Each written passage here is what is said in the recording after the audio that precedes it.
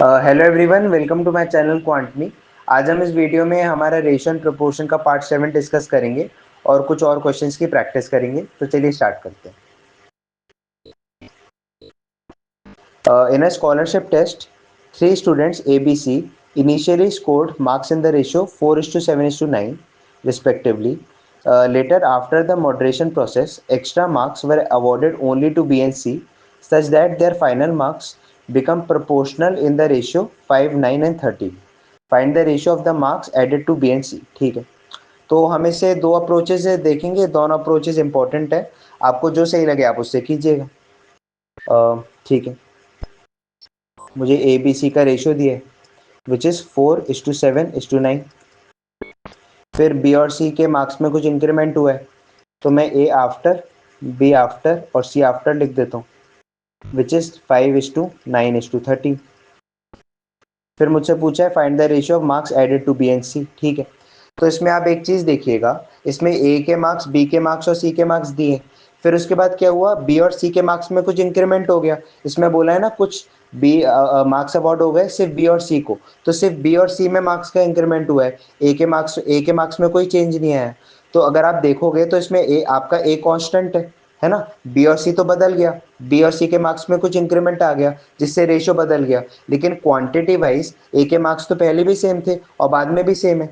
तो इसमें आपका कैच ये है कि आपको ये वाले ए को और ये वाले ए को इक्वेट कर देना है, इससे आपका क्वेश्चन सॉल्व हो जाएगा। देखो कैसे करना है। मान लो मैं यहाँ ए वेरिएबल लेट करता हूँ, मतलब जब मैं रेशियो हटाऊंगा और ए वेरिएबल लेट करूंगा तो मैं इसको 4A 7A और 9A बोल सकता हूँ। तो मैं ए के मार्क्स की वैल्यू 4A बोल देता हूँ और बी के मार्क्स की वैल्यू मैं 7A बोल देता हूँ, सी के मार्क्स की वैल्यू मैं 9A बोल देता हूँ। देन अगर मैंने यहाँ पे बी वेरिएबल लेट किया है ना, क्योंकि अलग रेशियोज हैं, आप सेम वेरिएबल लेट नहीं कर सकते। तो मैं ए आफ्टर की वैल्यू 5B बोल दूंगा,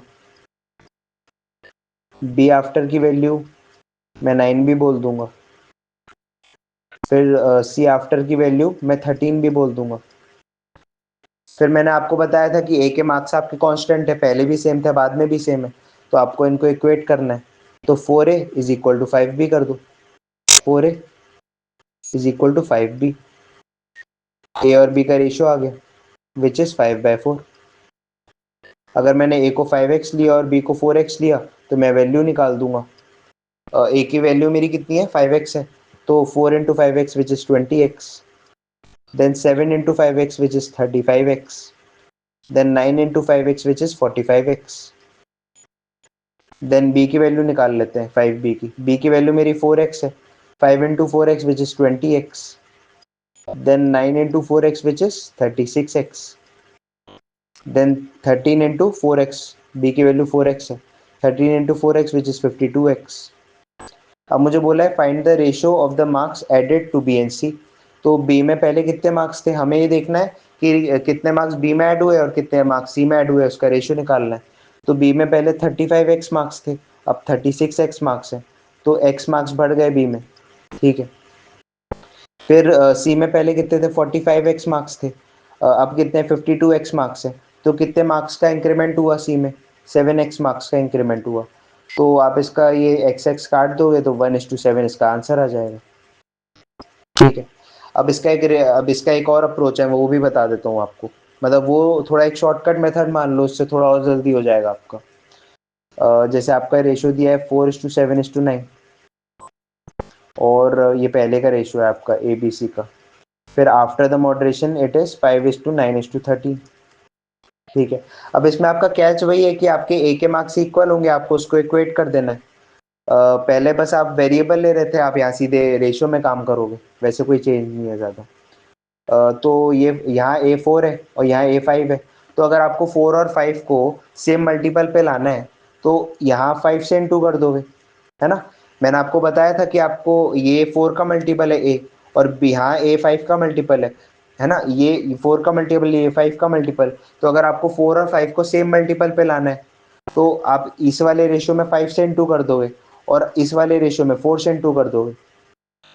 तो इससे आपका ए यहाँ आ जाएगा 20 इस टू 7 5 से 35।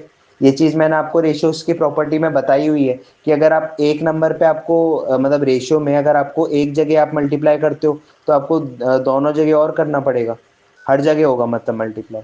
तो 4 5 ज़ा 20, 7 5 ज़ा 35 और 9 5 ज़ा 45, देन 5 4 ज़ा 20, 9 4 ज़ा 36, देन 13 4 ज़ा 52।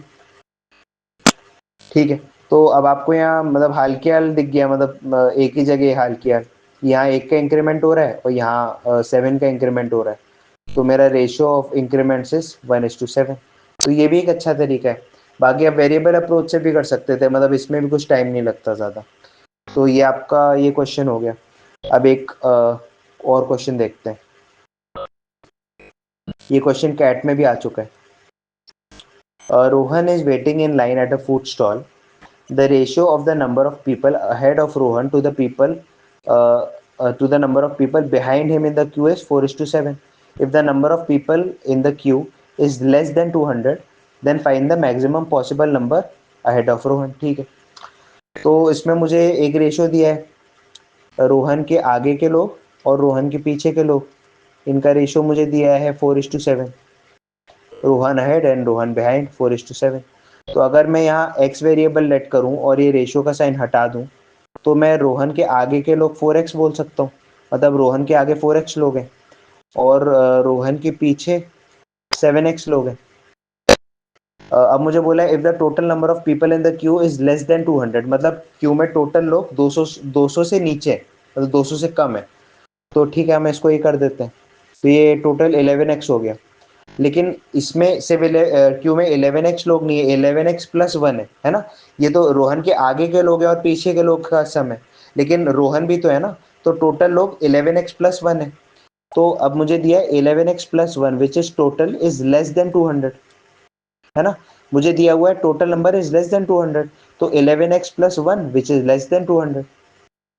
तो इसको हम सॉल्व कर लेते हैं। 11x is less than 200 minus 1, so 11x is less than 199। अब इसको सॉल्व कर लो। x is less than 199 by 11, इसको काटोगे तो कितना आ जाएगा, 11 1 जा 11, 11 8 जा 88.08, हाँ 08, हाँ। तो x इज लेस देन 18.08।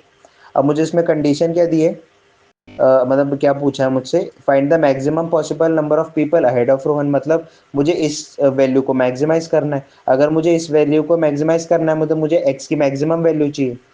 तो इसमें x की मैक्सिमम वैल्यू क्या होगी, अगर x इज लेस देन 18.08 दिया है तो 18.08 से जस्ट पहले वाला इंटीजर क्या है, 18 है। तो x की मैं मैक्सिमम वैल्यू इंटीजर में 18 रख सकता हूँ, है ना। x की मैक्सिमम वैल्यू में इंटीजर में 18 रख सकता हूँ। तो मैंने x की वैल्यू 18 रखी, तो 4 इंटू 18 विच इज 8 4 जा 32, 4 1 जा 4 5 6 7 विच इज 72। एक बार मैं ये चीज़ फिर से बता देता हूँ। इसमें मुझे रोहन के आगे और पीछे के लोगों का रेशियो दिया था, तो मैंने इसको x में ले लिया विच इज टोटल 11x। अब मुझे बोला है टोटल लोग जो क्यू में है वो 200 से कम है, तो टोटल लोग कितने हैं, 11x प्लस 1, रोहन भी तो इंक्लूडेड है ना। तो 11x plus 1 is less than 200। मैंने इसको सॉल्व किया, x की value I, x is less than 18.08। अब मुझे बोला है maximum number of people Rohan के आगे कितने हो सकते हैं, तो x की मैक्सिमम वैल्यू इंटीजर में मैं 18 रख सकता हूँ। तो अगर मैंने x की वैल्यू 18 रखी तो 4 इंटू 18 कितना आ गया मेरा, 72 आ गया। तो मतलब 72 मैक्सिमम लोग रोहन के आगे हो सकते हैं, इसका मतलब ये। ठीक है, तो चलिए आज के लिए बस इतना ही। अब हम एक और अगले पार्ट में एक और क्वेश्चन डिस्कस करेंगे और कंसेप्ट को सीखेंगे। और अगर आपको कोई भी डाउट है आप मुझसे कमेंट सेक्शन में ज़रूर पूछिएगा। तब तक के लिए बाय।